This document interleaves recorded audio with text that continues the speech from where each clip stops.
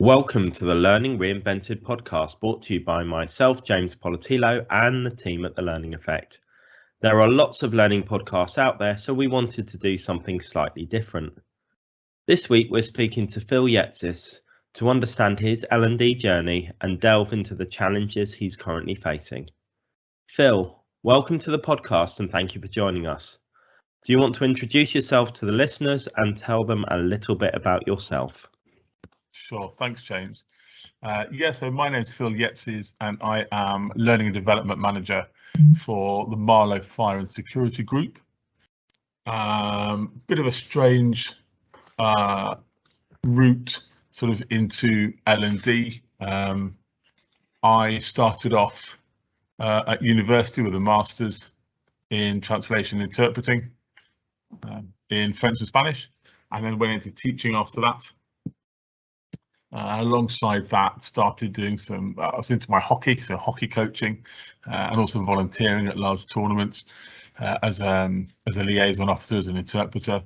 And then that led to me being headhunted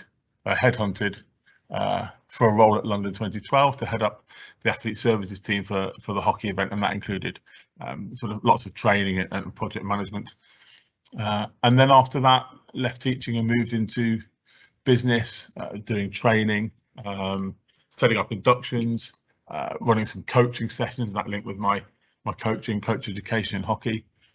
And then coaching and training sort of came out naturally and gradually developed into L&D roles.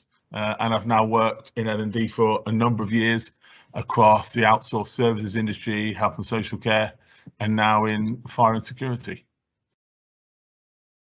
I always find it fascinating how the different routes people do take into L&D, and you said originally teaching, hockey, various other things, and you're into the corporate world and through various different industries, etc. So why the changes, why the moves? Was it happenstance? Was it planned? It wasn't planned. It's absolutely happenstance. I think opportunities present themselves. You have conversations with people at events, at meetings, socially, on LinkedIn, all over the place, and roles develop. So I went into one role as an account manager, and within 6 weeks it developed into sort of setting up inductions and running training for the company, just because they didn't know they needed it. But when I came and suggested it, they discovered actually that's not a bad idea. So I've always been involved in hockey and in sport, playing, coaching, and doing some coach education. But I've also always been, both my parents were teachers, and so there was always, the joke in the family, oh, whatever you do, don't go into teaching. You will, but don't do it. And I said, no, I'm not going to go into teaching. So I went and did my degree, and then I thought, what am I going to do with this? And so I went into teaching. And so that, I suppose, developed, and I found a love for standing up in front of people, delivering training, and just supporting people through whatever it was they needed support with. And then in business, I suppose, in a commercial environment, that natural desire to do that came out. And so, yes, happenstance, but also, I suppose, an intrinsic desire to support people, which was bound to come out at some stage. Yeah, and I think some of those things you've mentioned on that journey you've been on. Sometimes in those L&D roles, you'll go into smaller L&D roles or even bigger ones, and people don't know what they need or what they want. They don't really even know what learning and development is in some cases. And you've been on a bit of that journey in your career as well. So what does learning and development really mean to you? I think to me, it's about helping people. It's about guiding people. It's about supporting people. Ultimately, to me, L&D can be whatever somebody wants it to be. So from my perspective as an L&D manager, if somebody in my business says, this is what I need, then that's what my job is, because this is what they need to improve their performance, to be happier at work, whatever it might be. I tend to use the word support rather than the term learning, because I think learning, people are scared of the word quite often. They see it as going back to school, tests, exams, essays, whereas actually we're all learning all the time anyway, without even knowing it. But as soon as you formalize it, people run a mile. So particularly people who would not class themselves as academics. So perhaps support and development is a better term. You know, we're S&D professionals rather than L&D professionals.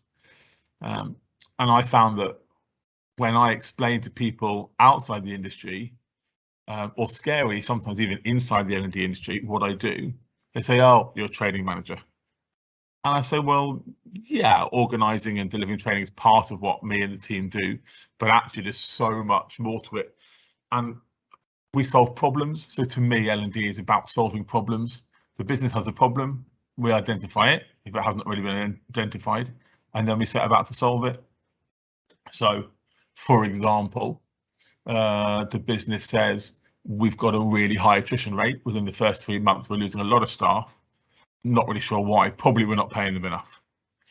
And then L&D come in and say, chances are it's because the induction is substandard, or there's no onboarding process, or they're not having regular one-to-ones with their line manager during the probation, or the training is insufficient, or a combination of all of those.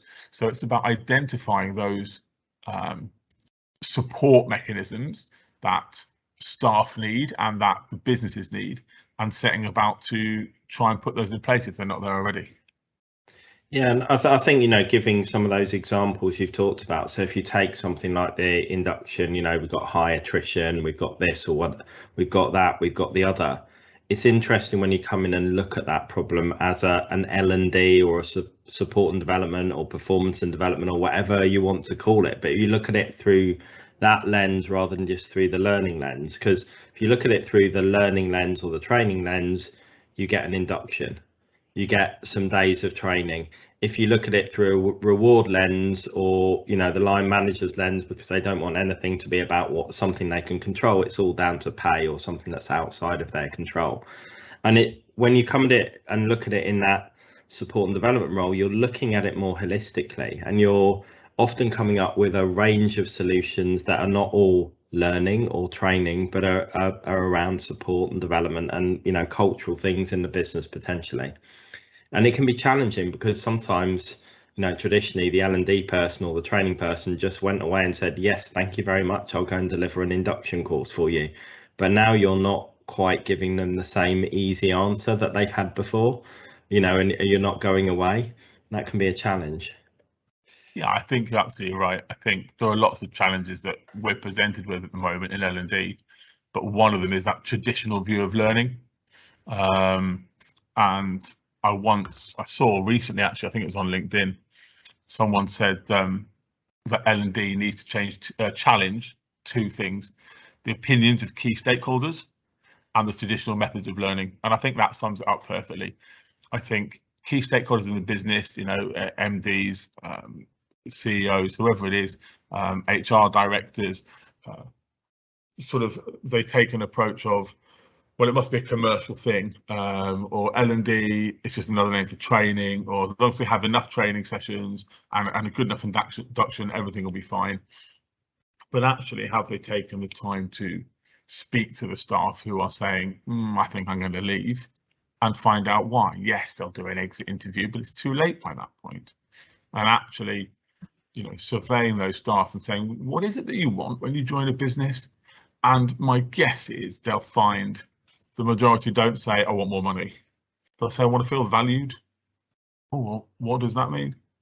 Well, it means I want to know that you consider it's worthwhile me being here. Well, how do we do that? And this is what L&D or S&D or performance, you know, development is there for, to support businesses, to say, here's how you look after your staff, and, you know, here's how you develop them. And development might not be more training, more qualifications, progression, promotions. It might be personal development. It might be just experience. It might be trying something else within the business. But I think the more we can challenge the norms, and the more we can challenge the traditional ways of thinking, and the more we can challenge the board of directors or whoever it is that runs the business, if we feel that's appropriate, then that's all for the better. No, absolutely agree with you. And I think, we need to put ourselves in that position as well, is to understand, we can't sit there and just be subservient to a board of directors who may not have seen anything different before. They might have had a system to date that's helped them to be successful. Most of those people are, well, they're all successful. You've got a board of directors, they have got somewhere, and that's current system has worked for them. That historic system you're moving away from has worked for them. So sometimes actually getting them to see that there might be a different way, they've only seen traditional routes, or they don't really understand what you're talking about, and you may not have those necessary contact times to be able to educate and talk through those things and bring to light the difference you can make to a business. So it can be challenging to start to make those stakeholders, or help those stakeholders, should I say, on that journey that you need them to go on.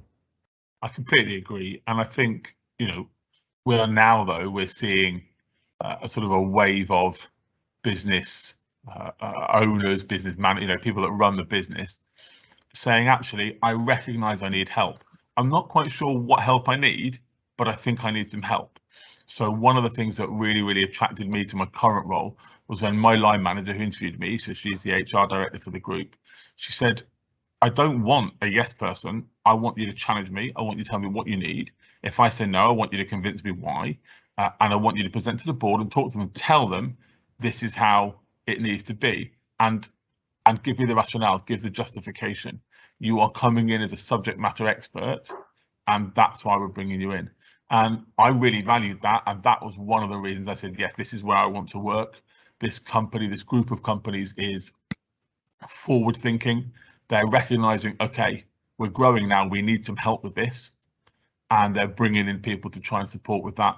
And I love that. And I think, I've met a few people. I've been in my post probably 11 or 12 weeks now, so not really very long at all. And a lot of people I speak to, they say, oh, so how long have you been in the industry? And I said, 11 or 12 weeks. No, but I don't mean the company, I mean the industry. Yeah, that's it. I'm new to the industry. How can you possibly come in and run learning and development if you don't know the industry? So it's really quite simple. I don't have to know the industry. Of course, I need to do some learning.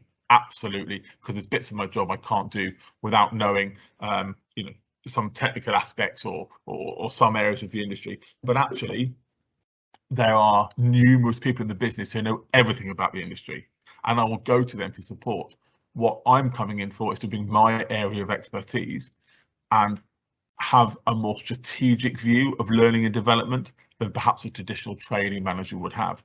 So I don't need to be able to deliver technical training on, X product, but I need to be able to set out a vision that says, if you're going to grow as quickly as you want to, here's how you're going to back that up with an appropriate learning and development function.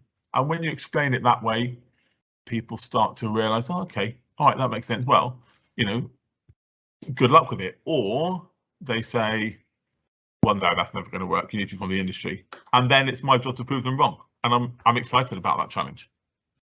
I love that point you're making about sort of that industry knowledge and what's important and transferable into roles. Because again, when we've talked previously, my background, I've purposefully moved from industry to industry because I didn't want to become typecast in an industry. And I love in my current role how we've got clients across multiple sectors, multiple different sizes, etc., and we can bring creativity to all of those clients. And in my previous in-house roles, you go in and you see things because you're looking at the issues, not you're blinded by the fog of the industry or the expectation. Yes, you're going to get all of that because as you're probably getting in your first 11, 12 weeks, everyone's going to tell you the stuff they know about the industry because that's what they know. So all of that stuff is really easy to pick up in terms of understand. Sometimes you don't necessarily get told everything because they assume you'll know stuff. So you have to be really inquisitive. But I think it's a really interesting point around moving industry and learning being a profession in itself. And I just sort of want to come back to one of the other points you made as well. So you talked about convincing stakeholders, but also moving away or changing the tools we use in learning and development. And I think that's a key point you made there as well, because getting stakeholders bought in, or getting people to go, yes, actually learning is important, people need to be invested in to stay here, but without having the skills and the tools and the ability to apply the right techniques and understand what learning looks like, can actually just lead to a load of empowerment and misspending or misallocation of resources or time wasted, if they're not coming in with that sort of strategic view that you've got, because you're thinking through the business problems. You've got the senior stakeholder buy-in to challenge, but you've also got the business mindedness to be able to help them on that journey. And I think that's a real challenge where people have come maybe from that training manager position to be viewing things in the way you are, or to be able to feel that they can move beyond the industry they're in, because their expertise is maybe rooted in, I know about widgets, or I know about pouring pints, or I know about delivering care or health and safety, or whatever my subject matter expertise is. That subject matter expertise now needs to be in learning, which is something that will, support and development, as you said, not learning. I think spot on, James. And actually, I spent 18 months working in the health and social care sector, of which when I started, again, I knew very, very little. Bits about education, but not much about the care side. And my knowledge grew very quickly because I had to. But also, we're not dealing with the industry, we're dealing with people. So my role was to work with the staff. So not with the service users, but with the staff. And the staff in a care home, or a school, or a manufacturing company, or a pub, they are, to all intents and purposes, the same. They are people, not numbers, but people who want support. And that support will look different depending on the individual, depending on the business, depending on budgets, all sorts of different variables. But actually, my job is to support the people. It's really irrespective of what industry they sit in. So I think, to have that strategic outlook and say, here's how I think, having analysed as much as you can in 10 weeks, initially having analysed the existing provision within the business, but also the existing operating model in the business. Here are my thoughts, and I present those to the board, and no doubt there'll be some challenges, but I'm more than happy to justify those and provide some sort of rationale for those. And I've been met so far with challenges like, but we've always done it this way. It's just the way it works in the industry. Well, then why don't we change the way it works in the industry? And yes, that's big words. Can you change the way something works in the whole industry? Well, actually, yes. I'm not quite sure why you wouldn't be able to do that. But let's look at a different approach. So to give you an example, you mentioned inductions earlier. We are looking at running, redeveloping our induction for various different reasons. And we currently start all our inductions on a Monday because it's the start of the week. So you have to start an induction on a Monday. Why? So the challenge is time, but well, I can't come to meet this person on a Monday because it's the busiest day of the week, so I can't get to the office. So if it's the busiest day of the week for the whole business, why don't we start inductions on a Tuesday or a Wednesday? Well, we can't do that. Well, why not? And it's challenging those sort of norms, that say, well, let's do something a little bit different. What works for the business?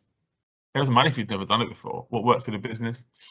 And then I think also it's passing on responsibility and accountability for that support to other people. So I'm one person. I have a small team and a team that is growing, but I can't support everybody personally. So actually it's saying to line managers, this is on you now. We can help identify together what this person wants, but I can't provide that specific support because they want to learn about, X, and I can't give them that, but that's your job to give them that. So from day one or day two, when they come, on their induction week, you need to be there to meet them. And then actually you have to provide that support with my guidance, if you want it, for the rest of their time here, because that's part of your job. And I think in my experience, people get promoted within a business because they're exceptional at their job. But with that promotion often comes, for the first time, line management responsibility. And we don't give enough support to new line managers. So they will know how to do the job, and they can tell people that they now manage how to do the job. But can they support that person as a person? Some of them, yes, but I would suggest the majority, no, not without additional support, not well enough. So I think part of our role is to support the rest of the business in offering the same support that we can. So maybe, devolving it to different departments, different heads of departments, or different directors, or different line managers, and saying, yes, we own the L&D strategy, but actually part of that is to say, this is your job now, this is your job now, and we all work together to support staff in the business. I think that's a really interesting point, and it's almost in some way we've done a bit of a pendulum, or we're starting to see that across lots of people in the industry, that we almost went through that stage because we've always had those technical experts promoted to line managers, and then they could almost hand off those line management responsibilities to an HR person or to an L&D person if it was development, and then we're trying to develop, answer every question for them. So line managers got an issue, a challenge, it must be learning, and there's lots of learning functions who almost became that sort of reactive, we just need to do what people need, and rather than step back and think, what does that system need to work? And like you said, it's about supporting those line managers to be able to understand that this is their role and to have the tools to be able to support those people, because you can't be the technical knowledge expert to support every member of staff across the business. But in the same way, those managers come with technical expertise, but we need to input to those who, or to all of them, but those who maybe it doesn't come naturally, around coaching, support, whatever those line management capabilities and skills are that we're expecting in our organisation. Whereas we probably spent too long in the past just going, we've told them once and they don't do it, and it doesn't happen, and therefore we'll go and do it for them. And again, it's that whole vicious cycle you get into of, well, the line managers won't do this, we'll keep forcing a system, no one really buys into it, we'll follow it, and you just go round and round in circles. And we're seeing a lot of people almost step back and go, this is insanity, we're pushing something that isn't worked, we're not spending our time oiling the right bits of that machine, or setting out a process that's really going to work in the future of the business. And they just keep doing, as you said, we've always done it this way, so we've always done an annual appraisal, we push this out, ask for training needs, this comes back, the managers don't really like it, we get nonsense in, we can't, whatever it happens to be. Lots of people are stuck in this vicious cycle of what we've always done in learning, or within their business, or within their industry. I think you're right, and you mentioned appraisals there. It's all very well doing an appraisal, but what do you do once you've done the appraisal? What do you do with the information, with the outcome, with the results? So you do an appraisal, a line manager will identify training needs or development needs or support needs. Who follows up on that? Do we get followed up on? How do we assess if that's been a successful appraisal, or whether actually next year the same issues will come up? And appraisal sits within as part of my remit, and we're just looking at the sort of analysing the results, if you like, of the appraisals that were done before I started, and then actually rolling out an education program to managers, which says, okay, just in case you weren't 100% sure, here's how we conduct an appraisal successfully, here's what we're looking for, and then once that's happened, here's how you can support that person in your team. So you've identified you need maybe this training, but actually a bit more support with this, a bit more support with that, maybe some more flexible working, whatever it might be. I think people are saying it has to be about qualifications, or want promotion or a pay rise. No, all they want is flexible working so they can take their kids to school in the morning. Great, okay, but do we follow up if that's been done or not? And then that produces useful MI for the business, for the board, and we can move forward. But the point about promoting people and then expecting them to have sort of an assumed set of skills because they're now a manager is tricky. I can relate it to the world of hockey and coaching. People will assume that somebody has played at a very high level, so it's an international player, played at the Olympics, and so therefore when they get their coaching qualification, they will be the most outstanding coach in the world. That is just simply not the case. Some of them are exceptional, of Of course they are. But also some people who have never played above sort of local level are the most fantastic coaches because they just get it. They can engage with the right people.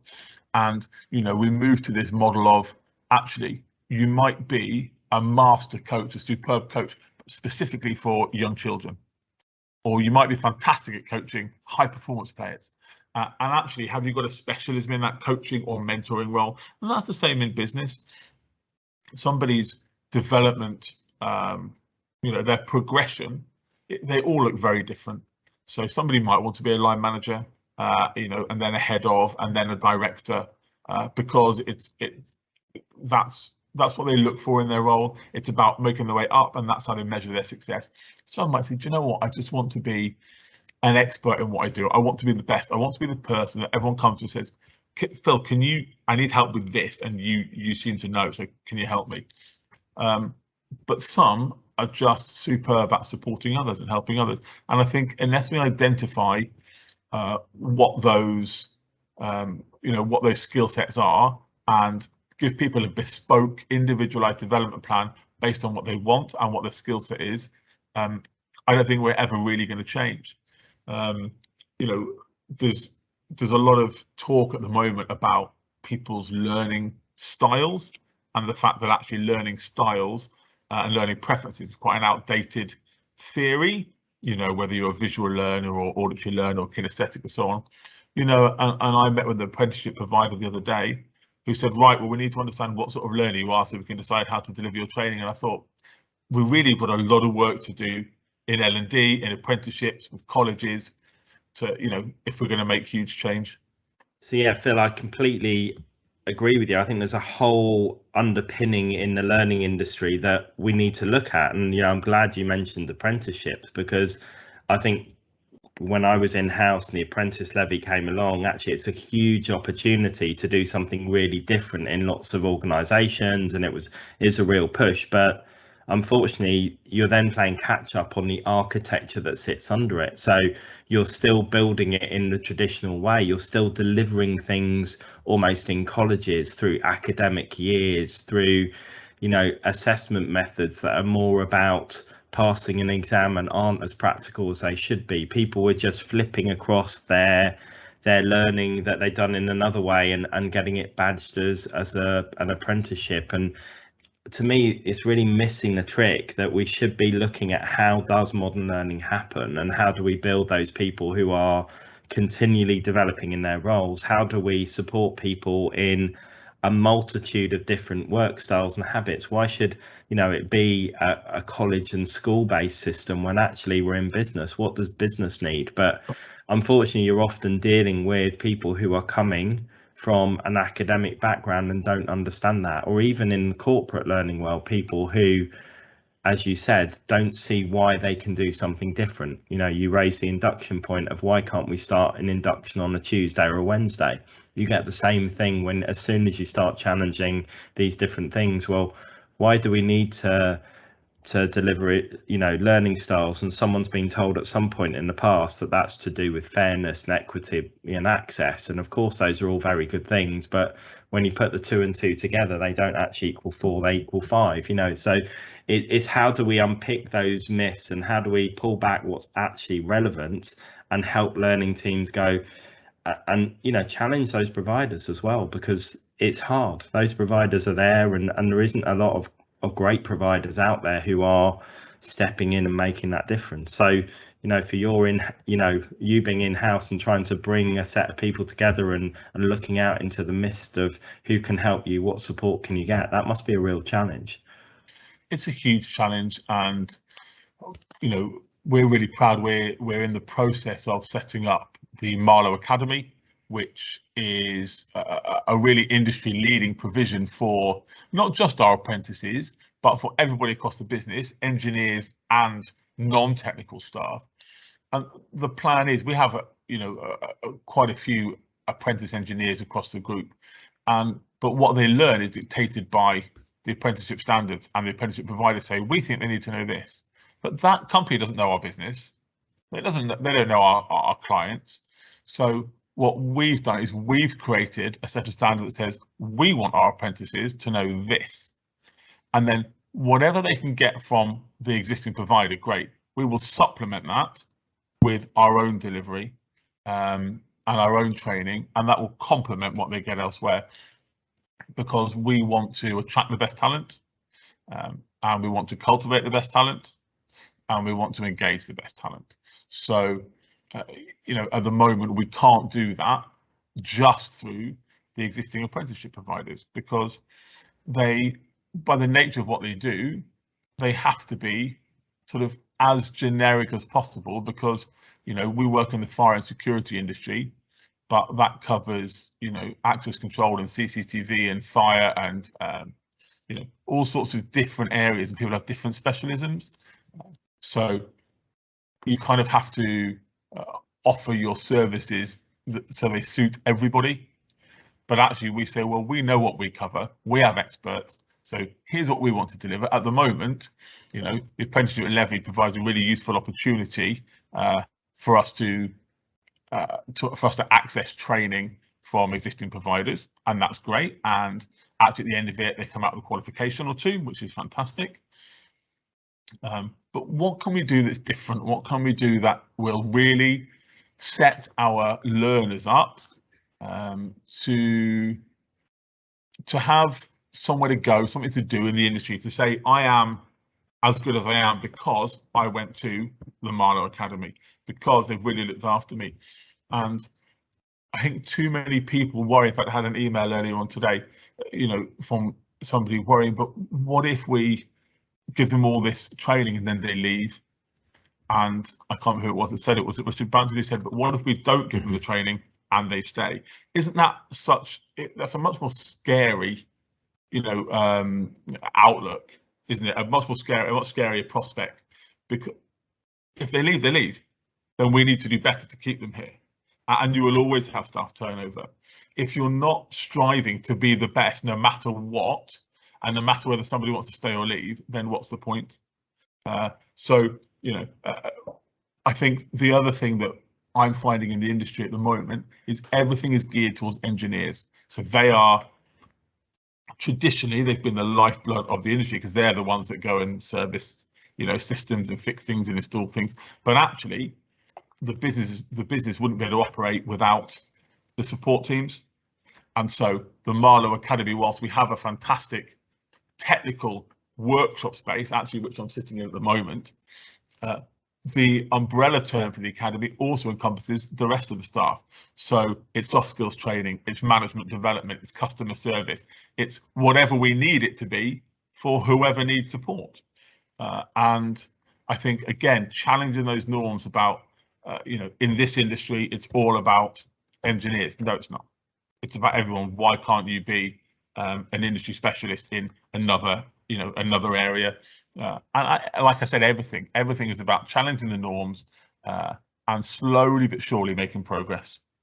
Yeah, and I think regardless of industry, it's a really easy trap to fall into, of whatever your industry in will have a dominant role, whether that's, sales staff, whether that's, engineers, whether that's nurses or carers or whatever. But there are those people who are the biggest population or in the most high profile roles, and that's tended to be where all the development spend has gone traditionally in the past, and you can completely understand why. But then you've got this forgotten set of people around the edges who maybe get picked up on management development programs, or through a few bits of soft skills programs, or maybe a high potential program.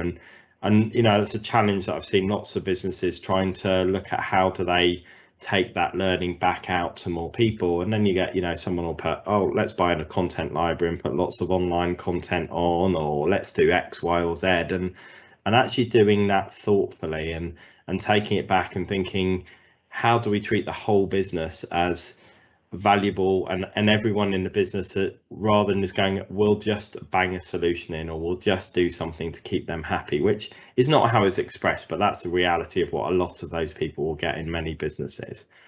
Yeah, of course it is. And that goes back to the point I made at the start about you've got a business with high attrition and they say, what's the problem? Well, you're not looking after them. So the high attrition actually will be your finance team and your customer service and your core receipt team and your schedulers, because all you're doing is focusing time on engineers or on your nurses or on your teachers or whatever it might be, but not thought about the support staff.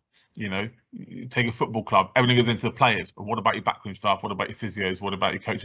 It's the same principle applies, and they're the people you're going to start losing. And you'll soon realise you need them just as much as you need engineers. Absolutely. Or whatever the industry might be. And you'll find that often those leaders in those functions have been less high profile. So sometimes the leadership skills are, I've found it both ways. Sometimes the leadership skills are far better, but sometimes you'll find those leadership skills we're just technical experts. We're just here to deliver our roles. And sometimes you'll find those people really want to nurture and develop their own people, but it's getting in and understanding your context. And I think back to your point about support, what do those leaders in those functions need? Because there are going to be multiple functions of marketing, finance, etc., which may not be your core functions, but how do you provide those leaders the tools and support to do what they really need to do?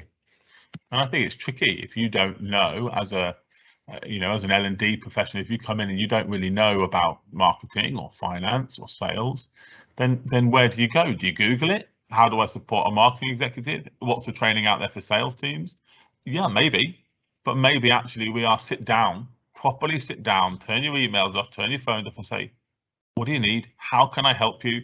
That, for me, that's the best question. How can I help you? What can I do? And they say, well, I don't need any training. I didn't ask you about training. I said, how can I help you? It would be so good if I could do this. Brilliant. Then let's have a conversation about how we can make it work. And that is as valuable as any training that you could put in sometimes. I've actually delivered some training on an induction this morning, and we started talking about employee recognition. And a lot of companies have employee of the month, that sort of thing, commendation schemes. We have an internal social media platform and we post sort of congratulations and commendations on there. And I showed a few examples, and the people in induction were saying, do you know what, sometimes that's even more rewarding and even more valuable just for you to see that recognition the business has for you than saying here's an extra £1,000 a year, or here's an extra day off. I know I'm valued, therefore I have some job security and some emotional security and stability, and I'm going to work hard now, I'm going to enjoy it, my health and well-being is better. I know I'm valued, I add value to the business, and that's recognised. And surely that's as important as anything else is. Absolutely, and I think it's that holistic view, and your point of sitting down and asking, how can I help you? Tell me about your business, tell me about the challenges you're facing. That question that isn't transactional and going to respond, I don't need any training, or I need my people to get finance qualifications, or I need some Excel training, or whatever it happens to be. And it is thinking of that point of view. And I think with most functions, you should support them on a business level, not on a learning or a training level, but particularly for those whose historic response has maybe been, I request from a pick list, or I just have to come to you and you're the gatekeeper of whether I can sign my team off or get some budget to put them through their finance qualifications, because that's my only retention tool. So I think it's, again, thinking about, as you said, take the time, rather than devise a load of theoretical approaches that you might apply across the business. Go and speak to those people and find out what it is they need, and you'll spend, your time will be spent far more valuably. So yeah, I really resonate with what you said. Yeah, I think the challenge to that then is, L&D professionals, much like many other sort of occupations, are given targets, are given metrics. So now, if we're saying, well, actually my job is to say, how can I help you? Rather than saying, I must get this number of people through this amount of training in this amount of time, how do we measure the support that we give them? So, if I have to report back to my line manager, who has to report back to the board, that within 3 months I've achieved this, and therefore I'm worth the salary they're paying me, what if actually everyone is a heck of a lot happier now because we've put certain measures in place, but where are the metrics for that? Where's the data? But what does it say? You know, it's all very well. It's easy enough to say this many people have been through training, and since Phil's come in, that's doubled. Great, well done, Phill. But actually, you know, what other metrics should we be looking at as L&D professionals? Should we at all? Is a metric health and well-being? Is it business performance? Is it low attrition? I don't know the answer to that. And I think maybe all three of those things. I think it's completely contextual, because, you know, traditionally, if you think you can measure what you can measure, so you think, okay, number of hours training, number of courses. And again, at the start of my career, I tended to challenge, and I remember one of the ways I challenged was I was in a small, very sales focused organization. Like, we must have metrics, something we can measure, or something we can do on this. And I was like, okay, so what do you want to measure? Okay, number of training courses. Okay, so that's your measure. Why are we measuring that? Because we can measure it. Fine, so number of training courses. So I wanted to make a point. So we started the year, we were running training courses, and then we changed them because we got feedback from the business that actually having a lot of half-day sessions rather than full-day sessions would work better for them. So, you know, we changed it, and overnight we doubled the number of training courses we were offering. No more input, no different, but we changed it into half-day courses. You know, people come along half a day, focus, go back to their job, etc. So nothing had really changed apart from us listening to our customers, but we doubled our output and our measure to the business, because that was the agreed metric we were going to look at training courses. Now, you could then argue back and go, oh, it could be training hours. So this then landed on the FD's desk, who was then like, well, I'm meant to pay your bonuses on this. You can't have a 200% increase in performance, and you can't, you know, this can't work, etc., etc. And we had the conversation about, can we actually start measuring something that's important to the business? Can we agree what we're going to support with each of the business areas? So we're then talking about, okay, what are we there to do? Well, the biggest problem in our account managers is we've got account manager, you know, we can't keep an account manager for toffee, therefore our account management to our end customers is not great. So we started to talk about the business metrics we were there to support, and the things we were doing to lead towards those, and the activities we were taking, how we were going to measure that in both soft and hard measures. And this was, you know, 20 odd years ago, but we were having a conversation about a business and how we improved its performance, because that's what was important, not how many hours training people came to or number of training courses. And it was a good moment for me, is to start to really have business level conversations and get beyond, we are a learning function, but say our end problem is that we're losing customers because we're losing staff. So how do we do something about that? And then we're back into the diagnostic of, why are we losing staff? And we're losing staff because the staff don't know enough, and they're brought in and they're thrown in because they're on the phones too quickly. And actually, when they're on the phones, they're speaking to a load of dissatisfied customers who haven't had a dedicate, you know, and you had to unpick the whole process. But we were then like, okay, we understand the problem now. What will we do differently as a business? And we were part of that, and we were the catalyst for that conversation. But we weren't then being measured on learning. No, and your point about the sales training courses, we can measure it because, you know, we measure it because we can. That's fine, but then do we measure the outcome of the courses? So have they been successful? Have they brought in additional revenue for the business, and so on? And actually, it was a real refreshing conversation for me when I started here, and I met with our service director, and I proposed that actually, rather than people coming in for induction for a day and then getting out on the road, because traditionally it's about return on investment, and saying, well, I'm paying this person, they need to be making money, let's get them out. Yeah, I understand that. It costs us money to have somebody off the road for a week whilst we train them.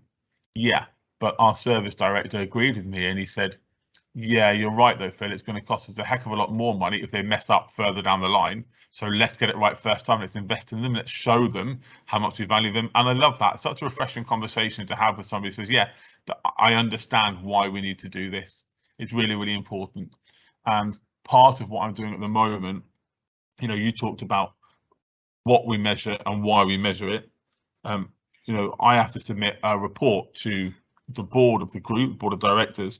And, you know, I've looked at what's been submitted in the past.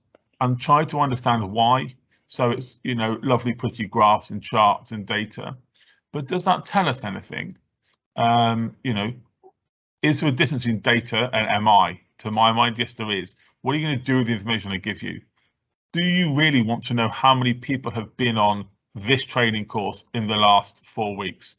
Or do you actually want to know what benefit that's produced for the business? And that's what we're trying to do, I think, as an industry, as a function at the moment, is educate people around, you don't need this. Here's what you want to know, because here's how it's going to help you run your business. Now, I don't want to patronize anybody. I'm well, you know, the directors know exactly what they're doing, but I think if we can give them some advice that says, actually, would you like to know this? We think this would be really useful. They need to really do something with that information, because just having charts and graphs, and those charts and graphs being bigger and higher than they were last month, I'm not actually sure there's an awful lot of merit in that.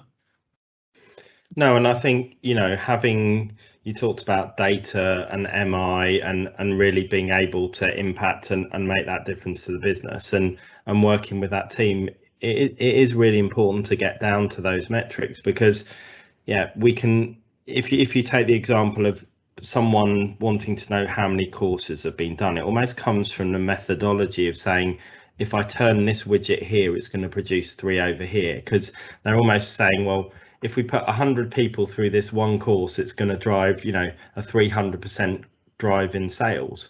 But, you know, maybe it will. Maybe you've got enough data to show that actually we've put everyone through this induction. We've done, you know, we know that people who don't go through the induction leave and whatever. And therefore, you're maybe at the point of going, we've got a proven method here that we need to follow to drive these results. And if we don't follow it, we don't get those results.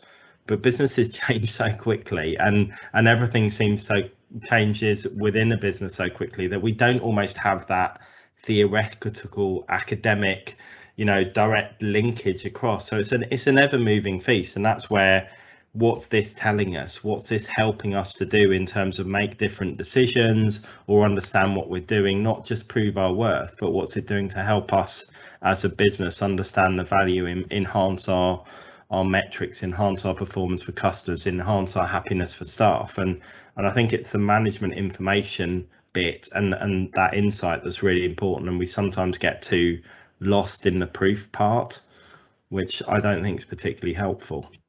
No, I think you're absolutely right. And, you know, I've really enjoyed my time here so far, and you know, it's looking really, really promising for the future. We've got fantastic growth aspirations at Marlowe, and you know, my job and the board are really, really receptive to this, which is fantastic. My job is to make the L&D function scalable so that we can keep up with those growth aspirations, because as we all know, there comes a point where you grow too big and the support functions, you know, are not big enough and can't support that. So we need to be able to keep up with, you know, new contracts and winning new business and so on, and increasing the number of staff we have in the business.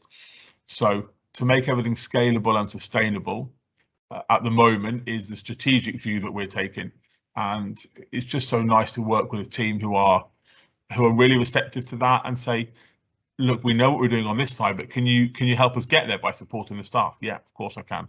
You know, fantastic opportunity. Well, you know, I think you being 11 or 12 weeks into that new opportunity, seeing all of those positive indicators and seeing that opportunity to really shape and impact on a growing business. But looking slightly outside of that, you know, the role you're in now, what do you see as the future of L&D and your role in it? Because you've moved around, you've done lots of different things. Where do you see that journey, apart from helping Marlowe go in the future? I don't think anyone knows. I think it's changed so much as it is. Obviously, technology and you know is changing the way we do things. The pandemic has forced our hand in that L&D is moving away. Training is moving away from classrooms to online or you know, via Teams or via Zoom or whatever. But I think actually L&D is perhaps needs to be less generic than it is now. So L&D needs to be bespoke to the organisation, its respective organisations. So L&D here at Marlowe will look something totally different to L&D at Cadbury's or at wherever else, or local firm down the road, because like we said earlier, L&D is based on business need and on staff need, and it's about supporting where you want to go. And if everybody's got different aspirations, then everybody's got different needs.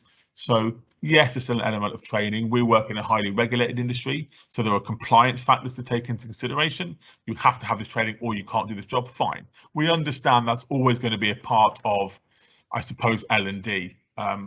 Does it sit with L&D? Does it sit with compliance? Is there a crossover? I'm not sure.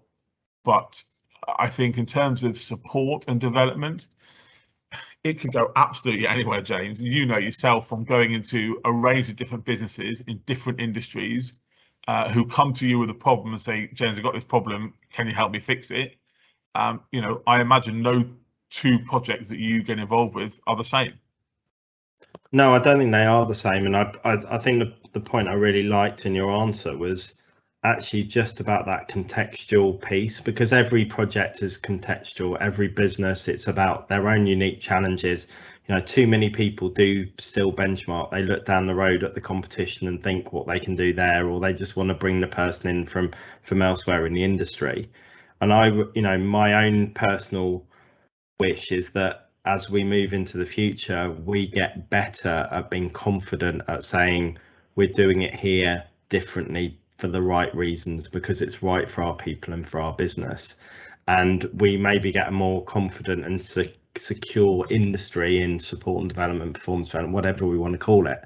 But we have a set of professionals who are able to go in, understand the needs of their role to support their business going forward, and shape a function and a set of ways of working that works for them, rather than just worry about, are they doing the same as everyone else? We always need to take ideas from elsewhere, but I think having that confidence without being very insular to really understand the business and develop something great for those. I would love to see more and more of those cases, because we don't necessarily see it. We go into lots of clients who are struggling to find their place or know what they should be doing, and I'd like to see more of those confident strategic approaches across businesses.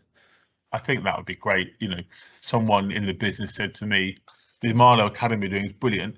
Here's a link to the only other company we found in the industry doing an academy. We want to aspire to be like them. And I said, absolutely no way. We're going to aspire to be totally different. I won't use the word better, because it's different provisions for different needs. So we will set up our academy to service our needs and to help our people excel. If that looks similar to someone else's, great. Why can't we collaborate? Because it's competition. Yeah, okay, I get that, but why can't we share ideas? Because actually they might be doing something that we really like, and so on and so forth. Is that a naive view? Perhaps. Certainly, a commercial director will say, yes, we can't share any industry secrets. No, I know, but I think to do something because somebody else has done it and everyone shouts about how good it is not the right way to look at something. So everything has to be bespoke, everything has to be contextual, and if it's not, it just isn't going to work. You said really early on in our chat when we talked about teaching, and teaching is now about passing exams rather than actually teaching a subject. So I taught Spanish and French, and it got to the stage where I could get somebody I could support somebody to achieve let's say a C, which is now what, a 4, 5 at GCSE in Spanish, but they could go to Spain and not have a clue and not speak to anyone, not understand anything, but I know how to teach them to pass the exam. I don't like that. I want to teach them how to speak Spanish and be able to live in Spain and get on and enjoy the social aspects of Spain and so on and so forth. So for me, when someone says, here's how other people do it, and here's why we need this training or this development because it gets us this, I think that's a bit sad sometimes. Why can't we have aspirations to do things that no one's ever done before because it works for the business? Why can't we, why can't the sky be the limit? Well, because of a budget. Okay, but just imagine if we manage to find that money, look what return on investment it could give us. Look how happy the people could be. Look how long they could stay. Look at the contracts we could get. Can we find funding elsewhere? Can we do it without any funding? And I just think challenging the norms and saying to people, let's try it. Can we put a structure in place that allows us to try new things is the only way forward. I think that's, you know, a great attitude to have, and, you know, you being at the start of that journey you're on in your new role, I'm really looking forward to seeing what you do shape and achieve within that role. And, you know, it's been a brilliant conversation today, Phill, and I'm sure we could go on a lot longer, but thank you very much for joining us today. Thanks, James. Absolute pleasure. If people do want to contact you or connect with you or keep in touch and follow the story you're on, how's best for them to do that? I think LinkedIn's the best way. So Phill Yetzes, Yetzes on LinkedIn. I'm more than happy to connect, more than happy to chat, have conversations and share best practice. Really look forward to connecting with people. Thanks again, Phill. And we'll make sure that those contact details are in the show notes below the podcast. Thank you for joining us. Thanks, James. Thank you for listening to this episode of the Learning Reinvented podcast. We hope you enjoyed it. If you've not already done so, please follow our podcast.